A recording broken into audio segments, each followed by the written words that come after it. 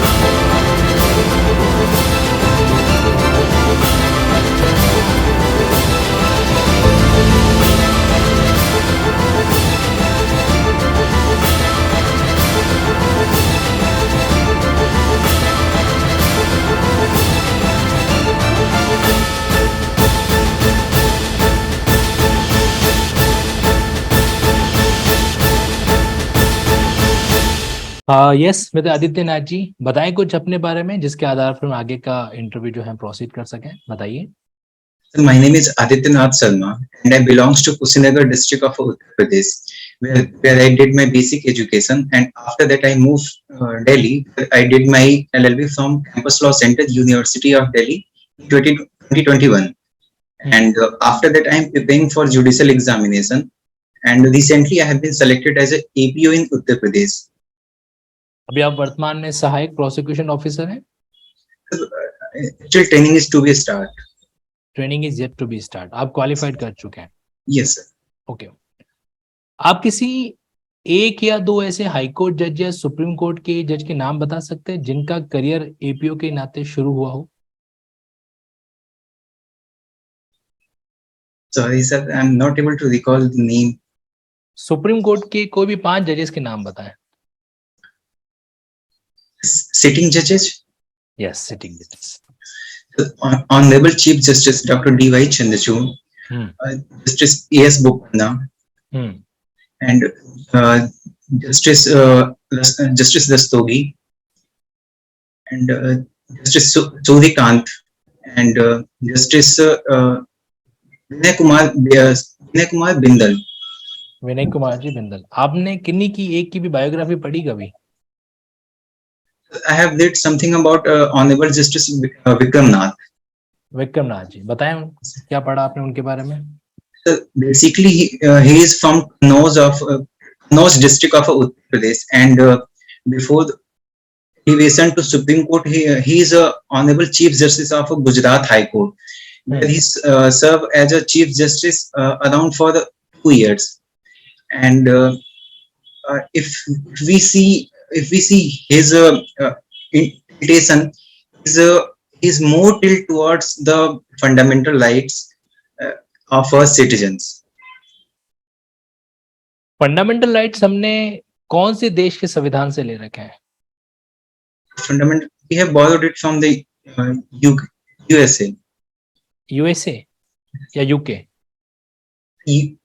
Sir, I'm little confused. It's UK, I think, sir. UK.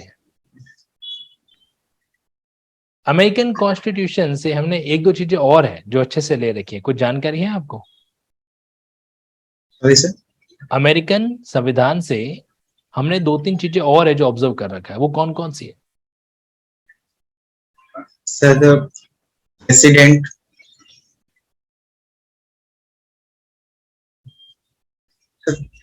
I'm not able to recall all others things.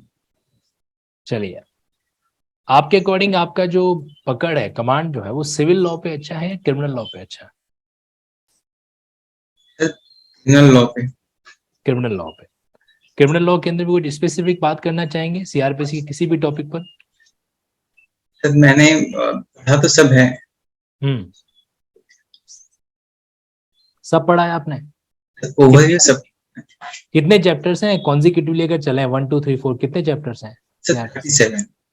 और अगर total की बात करें तो Sir, total. Complete, जिसमें newly inserted chapter को भी अगर आप ऐड करें तो कितने हो जाएंगे? Sorry, sir, I have no idea about it. You have no idea? Okay. Plea bargaining सुना है आपने? Yes, sir. क्या होता है, एक्सप्लेन करें इसको। So, plea bargaining is given under Chapter 21A of a CRPC, which is ranging from Section 265A to Z of a CRPC, where accused file an application about sentence about bargaining of the sentence before the court where sentence is bargained of accused, and there are some limitation of plea bargaining, that is it is not accepted in the case of women, child under 14-year age, and socio-economic offenses. और अच्छा, women के against में plea bargaining इस्तेमाल नहीं कर सकते अगर offence against women हो रखा है तो? No, sir. सिंपल 509 का मामला है, आईपीसी 509, तो भी प्ली बार्गेनिंग नहीं कर सकते? Sir, if we go through the provision, we cannot plea bargain in such cases. और इसमें मिनिमम सजा कितनी हो सकती है प्ली बार्गेनिंग के अंदर? कुछ क्राइटेरिया दे रखा है? 1/4 of the original punishment. 1/4 तो मैक्सिमम पनिशमेंट और minimum punishment? Maximum 1/4 of the maximum punishment. 1/2 जैसा कुछ भी प्रोविजन नहीं है वहां पे? Sir, I'm not able to recall 1/2. ऐसा तो नहीं है कि वहां लिखा हुआ half of the maximum and 1/4 of the minimum, ऐसा तो नहीं लिखा हुआ? Sorry, sir. चलिए, सीआरपीसी में इन्वेस्टिगेशन के बारे में आप कितना जानते हैं?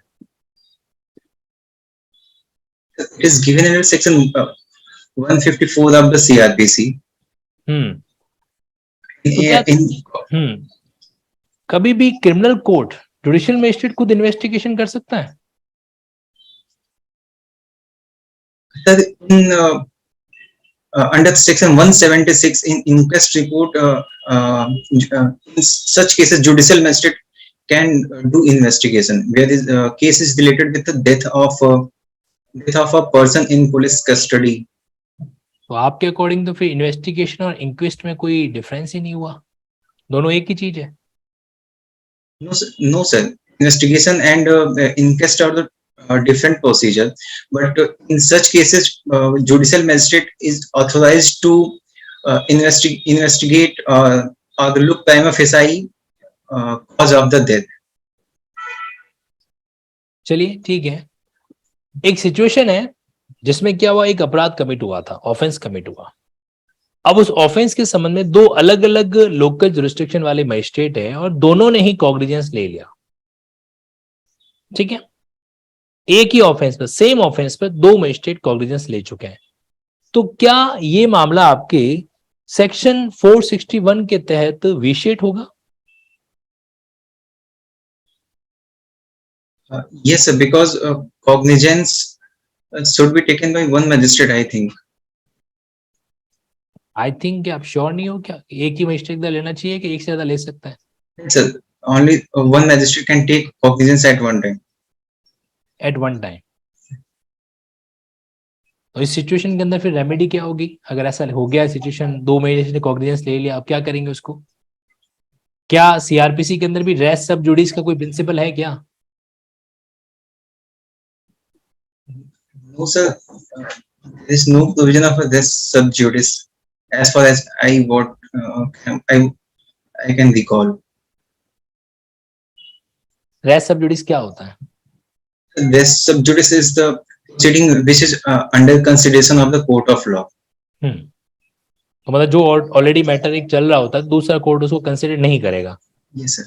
अच्छा, रेस सब जुडिस से मिलता जुलता भी कोई प्रोविजन नहीं है सीआरपीसी में?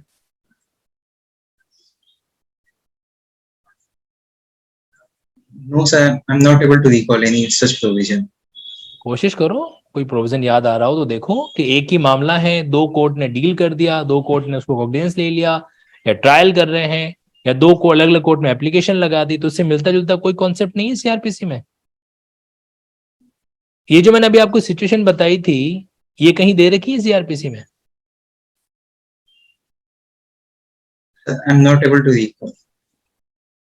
अच्छा, रिवीजन कौन कौन कर सकते हैं सीआरपीसी के अंदर? Revision.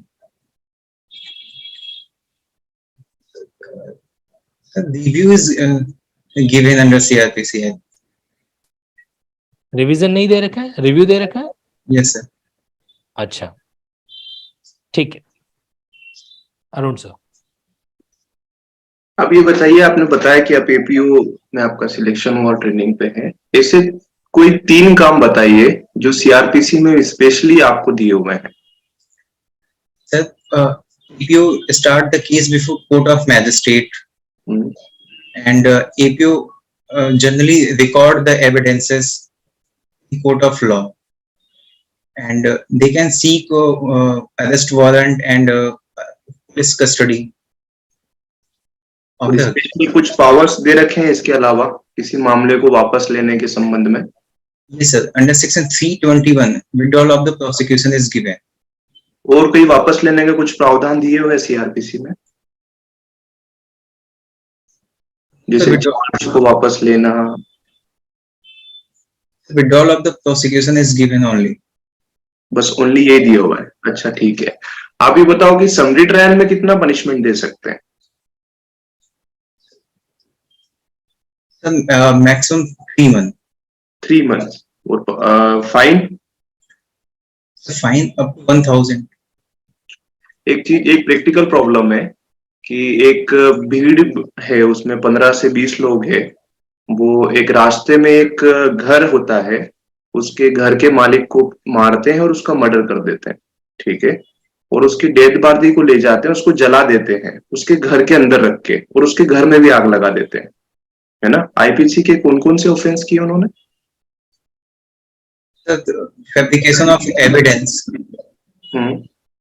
And so if they are murdering him, then they can convict under the section 300 also. और And sir, the destruction of the evidence under 202. 202? Yes, sir. अच्छा, ये बताइए कि इंडियन एविडेंस एक्ट में ऑनरशिप के बारे में कहीं दिया हुआ है? Ownership, sir? ऑनरशिप से रिलेटेड कोई प्रोविजन दिया हुआ है? बर्डन ऑफ प्रूफ इसके ऊपर होगा? Section 110 is deals with the ownership. Ownership. और सेक्शन 136 किसका प्रोविजन करता है? I'm not able to recall 136. अच्छा, ये बताइए कि एक कोई पुलिस ऑफिसर है, उसके द्वारा जो भी काम किए जाते हैं वो उसके पब्लिक ड्यूटी में किए जाते हैं, ऐसी कोई प्रिजम्पशन आप कर सकते हैं as a magistrate? Can you repeat the question again? कोई पुलिस अधिकारी अगर इन्वेस्टिगेशन करता है तो वो इन्वेस्टिगेशन अपने जो उसके पदी कर्तव्य है उसमें करता है, ऐसी कोई प्रिजम्पशन एज ए मजिस्ट्रेट आप कर सकते हैं?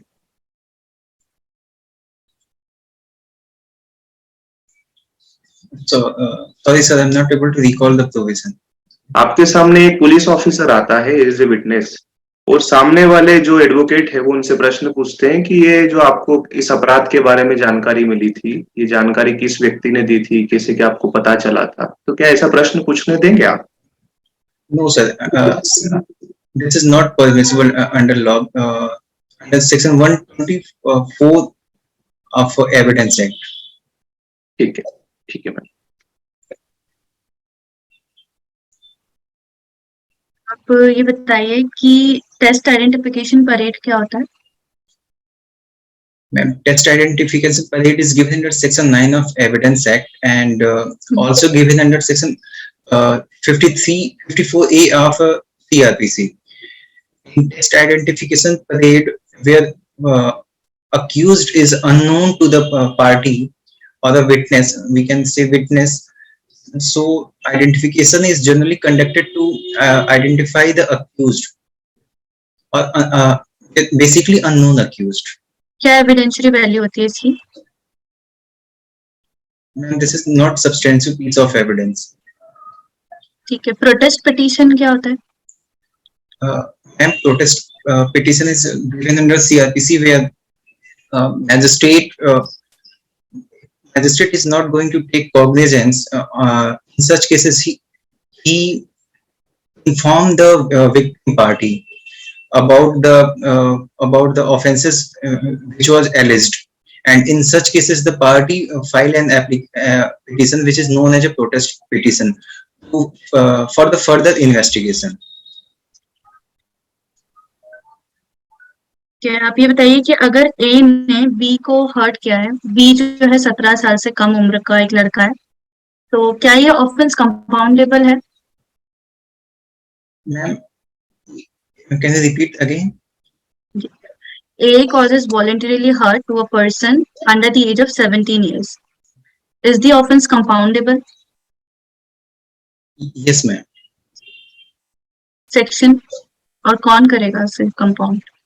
Ma'am, under 320 it is given as a compoundable offense, and section 320 okay, compounding of the offenses. क्या वो पर्सन खुद ही कंपाउंड करेगा? No, ma'am, he is a minor, so next guardian can compound the offenses. Caveat का कौन सा section है और उसका पर्पस क्या है? Caveat is given under section 148 of a CPC. The basic 148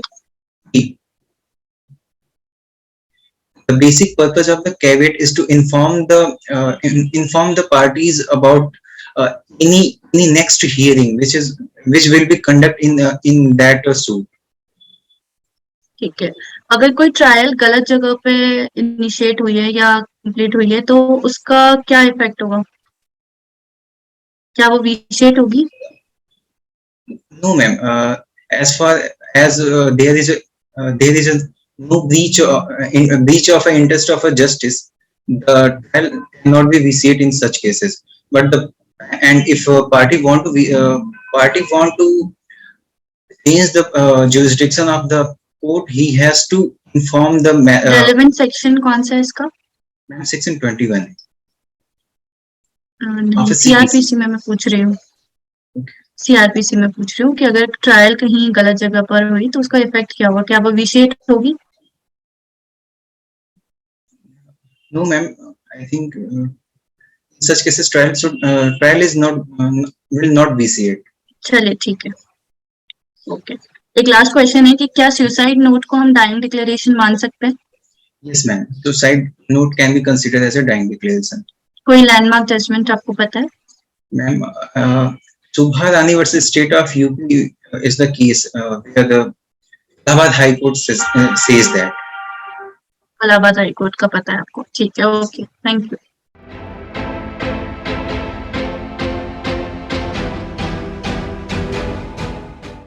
okay, thank you. So Aditya ji, we have done with your mock and now it's time for feedback. सबसे पहले तो मुझे आप अपना फीडबैक बताएं, कैसा रहा आपका एक्सपीरियंस? आउट ऑफ 10 खुद को कितना स्कोर देंगे आप? Sir, I am not able to, sir मैं नहीं स्कोर दे सकता अभी, लेकिन सर कुछ कॉन्सेप्ट मेरे अभी मुझे लगा है कि मैं और अच्छा कर सकता था। नॉट ओनली अबाउट कॉन्सेप्ट, कुछ बातें ऐसी भी हैं जहां पर आप बोर्ड को इम्प्रेस कर सकते थे। जैसे आखिरी सवाल ही था कि भाई एपीओ में ऑलरेडी सेलेक्ट हो चुके हो, तो अब सिविल जज के अंदर क्यों जाना चाहते हो? तो वहां पर आपको कुछ ऐसा ना, ऐसा कुछ एक कोई स्टेटमेंट रखना चाहिए कि सर डेफिनेटली कहीं कि जब एक इंसान गोल्ड बन जाता है तो लेकिन डायमंड बनने की चाह तो वो कभी नहीं छोड़ता है। एक ऐसा स्टेटमेंट बोलो जो बैलेंस करे, एपीओ को भी रेस्पेक्ट कर ले, साथ साथ आपके जो ड्रीम है, क्योंकि अल्टीमेटली आपका तो जो ओरिएंटेशन है वो जुडिशरी की तरफ है। तो इस सवाल के जवाब के रिगार्डिंग आपको कुछ बातें और सीखनी पड़ेगी, क्योंकि आपने जस्ट अभी एडहॉक आंसर दिया है। ये एक प्लान्ड आंसर नहीं था जो आपसे पूछा जाएगा कि भाई यू आर ऑलरेडी सिलेक्टेड, आप मेंशन करोगे और आपसे सवाल तो आएगा ही आएगा। ये जब आपका सिलेक्शन हो गया है तो फिर जुडिशरी की पोस्ट को किसी और के लिए रहने दो। एक बार एपीओ का एक्सपीरियंस तो लो, वगैरह वगैरह, है ना। Be prepared for that.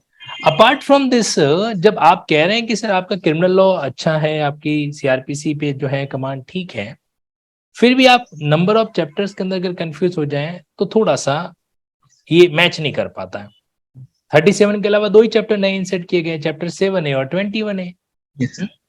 7A आपका रेसिप्रोकल अरेंजमेंट, 21A आपका प्ली बार्गेनिंग, टोटल 39 चैप्टर्स हो रहे हैं और कोई चैप्टर है ही नहीं नया सीआरपीसी के अंदर। Yes, sir. वहां पे थोड़ा सा आपको ध्यान रखना चाहिए, मतलब एटलीस्ट अपना बेसिक ओरिएंटेशन रेंज के बारे में, पार्ट्स के बारे में गलत नहीं हो, और मेजर लॉ में नहीं हो। बाकी लॉ में थोड़ा ऊपर नीचे होगा चलेगा, मेजर लॉ में नहीं होना चाहिए, ठीक है। Okay, sir. Investigation by JM, इसको वापस गो थ्रू करना। Okay, sir. Investigation done by police और एनी अदर पर्सन, ठीक है। जुडिशियल मजिस्ट्रेट वगैरह है वो क्या करते हैं, इंक्वायरी कराते हैं, ट्रायल कंडक्ट करवाते हैं। तो जब 202 में या फिर 176 में जो बात लिखी हुई है, क्या लिखी हुई है, गो थ्रू अगेन, ठीक है। एक बहुत ही बेसिक बात थी जहां पर आपको थोड़ा सा अगर आप दिमाग लगाते तो हो सकता है रिकॉल कर पाते, तो ये मेंशन कर लेते। आपका थोड़ा सा रिकॉलिंग पावर मुझे कमजोर लगा, है ना। और इसके लिए आपका इंटरव्यू जब भी है, आप नेक्स्ट जितने आपके डेज रिमेनिंग बचे हैं, आप बढ़िया से मेडिटेशन करो भाई, प्रोविजन को रिकॉल करो। आपके पास क्या है, लिंकिंग चार्ट्स वगैरह कुछ है? Yes, sir. है तो उनका इस्तेमाल करो। फिर आप देखना वहां पे रिवीजन पॉइंट को मैंने कैसे लिंक कर रखा है, सीपीसी के रिवीजन को मैंने सीआरपीसी के साथ मेंशन कर रखा है। और आप एक बेसिक गलती कर बैठे, आपने कहा कि सीआरपीसी में रिव्यू होता है, सीआरपीसी में रिव्यू कभी नहीं होता, Yes, sir. Except the clerical and arithmetical error. आपको याद होगा एक डिस्ट्रिक्ट जज थी, महिला थी, उनको बकायदा टर्मिनेट कर दिया गया था इस एरर पे, कि उन्होंने क्या कर दिया, क्रिमिनल मामलों के अंदर रिव्यू पिटीशन एक्सेप्ट कर ली, जबकि क्रिमिनल में रिव्यू होता नहीं है, Yes, sir. है ना। सेंटेंस के पॉइंट पर उन्होंने रिव्यू पिटीशन एक्सेप्ट कर लिया, तो उनको टर्मिनेट तक कर लिया गया था उस जजमेंट के कारण। तो टेक केयर ऑफ इट, ठीक है। तो यहाँ पर अब रेस सब जुडिस का जो कॉन्सेप्ट है, उसके जैसे कई सारे प्रोविजन है। रिवीजन क्या हाई कोर्ट और सेशन दोनों में अगर सामने लग जाती है तो कोई न कोई एक कोर्ट डील करेगा, यस और नो। तो क्या ये कॉन्सेप्ट रेस सब जुडिस की तरह नहीं है? Yes, sir. Similar है. जब सेशन कोर्ट डेथ सेंटेंस देता है, मामला कंफर्मेशन में जाता है, तो कंफर्मेशन सुनने वाला हाई कोर्ट, और उसी केस में एक्यूज ने अपील कर दी, अपील सुनने वाला हाई कोर्ट। तो अलग अलग कैपेसिटी के अंदर क्या ये कॉन्सेप्ट रेस सब जुडिस से मैच नहीं होता है? किसी न किसी एक कॉन्सेप्ट को तो रोकेंगे ना। Yes, वहां sir. पे लिखा हुआ है ना कि कंफर्मेशन को होल्ड कर देंगे, stay the confirmation proceeding until the disposal of the appeal, mention कर रखा है सेक्शन 368 के प्रोविजो के अंदर। Yes, sir. तो ये रेस सब जुडिस का कॉन्सेप्ट। फिर एक ही सेम ऑफेंस में दो मजिस्ट्रेट ने कॉग्निजेंस ले लिया, तो 186 में अंदर क्या होगा, हाई कोर्ट वहां पे डिसाइड करेगा कौन सा मजिस्ट्रेट डील करेगा उस मैटर को। तो क्या ये रेस सब जुडिस जैसा कॉन्सेप्ट नहीं है? Yes, similar concept. तो यहाँ पे थोड़ा सा आपका रिकॉलिंग पावर जो है, मुझे यकीन है कि अगर आप हल्का सा मेडिटेशन पे अपना दिमाग लगाएंगे तो it will be done. Okay, apart from that, जो एक मैम ने सवाल पूछा, और अगर शायद मैं उसको ठीक सुन पाया हूं, तो उन्होंने ट्रायल के रिगार्डिंग आपसे बात पूछी थी। Yes, sir. हाँ, ट्रायल का इरेगुलरिटी आपसे पूछा गया था, और आपने वहां पर आंसर दिया not we sheet, trial is the soul of CrPC. अगर गलत कोर्ट ट्रायल करता है तो 461 डायरेक्टली उस केस को क्या करता है, विशिएट कर देता है, चाहे आपने कितना भी मेरिट बेसिस को क्यों ना डिसाइड कर रखा हो। तो ट्रायल के मामलों में आपके section 461 clause L, clause M, और अगर आप उसको क्लॉज एन के साथ भी पढ़ोगे तो ट्रायल हो गया, समरी ट्रायल हो गया, और 325 की जो प्रोसीडिंग होगी, क्योंकि 325 की प्रोसीडिंग में एक तरीके से ट्रायल का ही एडवांस पार्ट है। बाकी मोटा मोटी आपका एविडेंस वगैरह पे कमांड ठीक था। जब आपसे पूछा गया कि ऑफेंस की सूचना मिल गई तो क्या आप उसको ऐसा पूछने दे सकते हो, जैसे सर ने आपसे पूछा, तो आपने एविडेंस का प्रिविलेज कम्युनिकेशन का कॉन्सेप्ट इस्तेमाल किया, that's a good thing. But साथ साथ अगर आपको सेक्शन रिकॉल होता, सेक्शन भी मेंशन करना चाहिए था। आई थिंक आपको सेक्शन भी पता था, 125 पता था ना, source of question. Yes, sir. Yes. तो कई बार जिस आंसर को आप सप्लीमेंट कर सकते हो किसी प्रोविजन के साथ में, तो डू यूज दैट। इससे क्या होता है कि थोड़ा आंसर कम ज्यादा भी होता है ना, वो सेट ऑफ हो जाता है कि भाई हाँ, अगले पर्सन को लीगल प्रोविजन पता है। Got it? तो इन चीजों पे थोड़ा सा वर्कआउट करें। वॉइस क्लैरिटी आपकी बहुत अच्छी है, आराम से जो भी बोलते हो बड़ा स्पष्ट सुनाई देता है, दैट्स अ गुड पॉइंट। अच्छा, एकदम डिसेंट फेस भी है। बस ये जो आपके हरियाली वाला सामान है वो थोड़ा डिसेंटली करके जाना कोर्ट के अंदर। ओके। और बताएं कैसा रहा आपका, बाकी ओवरऑल ठीक है, एक्सपीरियंस ठीक रहा आज का? हाँ सर, रिकॉल की प्रॉब्लम मुझे फील हुई है आज। कॉल की प्रॉब्लम मुझे। तो अब आपके पास जो लिंकिंग चार्ज है उनके साथ कम से कम डेली का 4-4 घंटे स्पेंड करो। मेन बात होती है मेडिटेशन वाला एंगल की। माइंड मेडिटेशन कर रखा होता है तो रिकॉलिंग पावर अच्छी हो जाती है। मेमोरी रिफ्रेश कौन से सेक्शन में होती है? 159 ऑफ एविडेंस। वेरी गुड, तो उसको लिंक कर लो अपने साथ में, ठीक है। चलिए, thank you. Thank you, sir. Thank you, ma'am. Thank you, sir.